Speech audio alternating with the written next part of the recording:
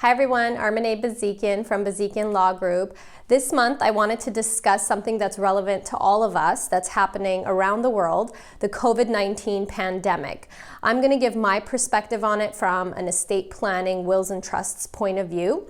So recently we have been reading articles about whether or not hospitals and physicians are going to implement what's called a universal do-not-resuscitate order for those COVID-19 patients. And that's specifically what I wanted to talk to you guys about. But let's roll it back to understand the foundation of what this is and how it may apply to you if you end up in the hospital. So, everyone in California has a right to make medical decisions for themselves. That means that you can decide whether you take that drug or you go under that procedure. So if you're in the hospital and you're mentally sane and you're there, you can make whatever medical decisions that the doctors ask you. However, if you're mentally not there, meaning you've lost capacity for whatever reason, the doctor is going to turn to a series of people in your life, and the law actually describes who will make this decision for you. Now, for example, for a husband, it would be the wife making the legal decisions, and so forth and so on. A lot of times, there isn't anyone in that person's life, in which case it becomes difficult to figure out what to do with the patient.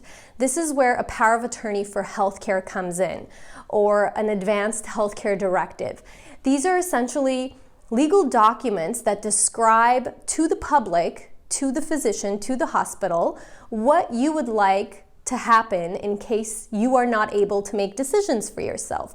And it can be as detailed as you would like it or as broad as you would like it. But essentially it would say something like, you know, if I'm incapacitated and I can't make decisions for myself, I want my friend Susie to speak with the hospital and make decisions on my behalf. Now, these legal documents are very, very important, especially in a time like this. In my opinion, everyone over that age of 18 should have a healthcare power of attorney in place to make sure that they have nominated somebody to be their power of attorney and make decisions for them. And also, they've kind of thought through what happens in certain circumstances and written it out and signed it so that their directions could be followed. So this is the background or the foundation of what we're talking about. Now, for some people, what some hospitals are doing and some bioethicists are having discussions over is whether or not physicians and hospitals can actually do a universal DNR or universal do not resuscitate. So essentially, they want to say that if you have COVID-19 and you're a patient in the hospital and you have code blue happen, which is basically a scenario where they're under cardiac arrest or the patient stops breathing. When that code blue basically hits for that patient, there are numerous hospital staff that rush to help revive the patient. Doctors are under an oath. They take an oath when they become physicians that they will do everything in their power to revive and to keep you alive, right?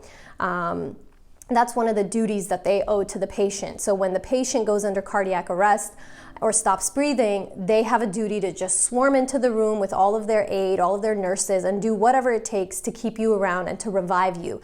Now, some of the procedures that they do during the code blue process can be extremely dangerous for the physician and the nurse, meaning they're doing things to the body of the patient that's allowing particles and liquids to kind of be spewed out everywhere, right? They might be puncturing a certain organ to allow the person to breathe. They might be doing a tracheotomy to put a tube in to intubate them, which means that, you know, there's going to be particles that contain COVID-19 flying around the room.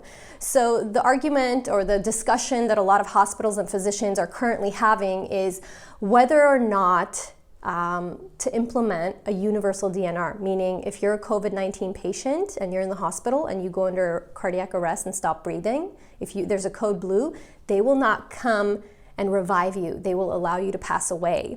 And this is the argument that is going back and forth between bioethicists who are analyzing whether or not this is an ethical thing to do, and whether or not you believe that it is or it isn't. That's irrelevant. What I want to let you know is that there's no ability for a hospital or a physician to decide for you, right, that they're not going to revive you. this is something, that rule that they want to implement has to be something that comes from legislature. It has to be written in the law that the hospitals can actually do this. Otherwise, they are going to do everything they can to keep you around.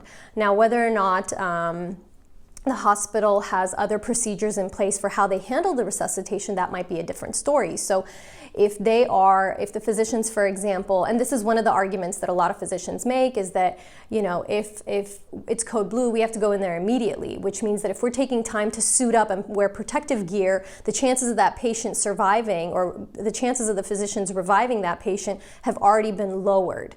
So what they're currently doing, the current status quo, is they're using protective gear to not only protect themselves, but to protect the machinery used. But because there's a decline in materials, right? Gloves, protective gear, masks, and actual equipment in these ICUs, hospitals are actually seriously considering this universal do not resuscitate order for COVID patients. Now, currently what the procedures are in some hospitals is that they're actually asking family members, hey, you know, and the patient, if the patient is cognizant, right?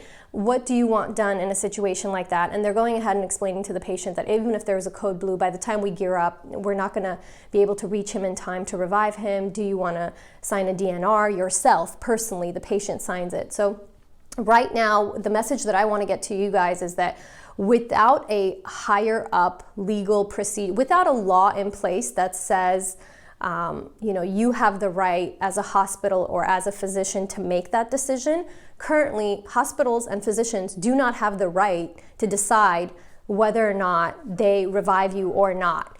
They are under an obligation to keep you alive under all circumstances, whether you're a COVID-19 patient or not. So currently, that's the current law. You have the option of signing a DNR yourself. So what I would recommend is to make sure that you have your healthcare power of attorney in place. Even if, let's just assume for a minute that the state of California, in order to save the physicians and the medical staff that is putting themselves at risk to revive a code blue COVID patient, let's say the legislator for some reason comes out with a temporary law that does allow hospitals to do it. I am pretty certain that there's going to be something in that law that says unless the patient has asked to be fully revived. So the takeaway from this is please go ahead and put together your healthcare plan. Get a power of attorney for healthcare in place that describes what you want to happen, that you want full code, or if it is a terrible situation that you do want to be let go, because some people do want that.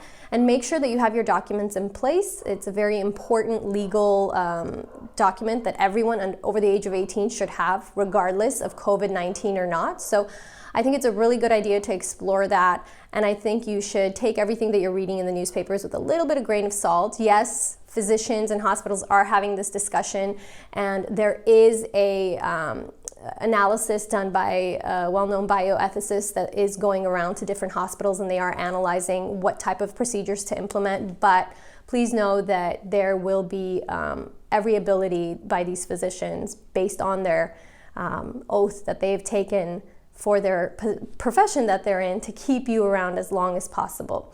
So we have a full written blog on this issue on our website. If you want to go review it and read a little bit more in detail about it, I would urge you to do so. You can find it on our blog. All right, guys, if you have any questions, as always, feel free to reach out to me, whether it's through the social media channels or through our office. I'm always happy to answer calls that you might have or questions that you might have. Bye.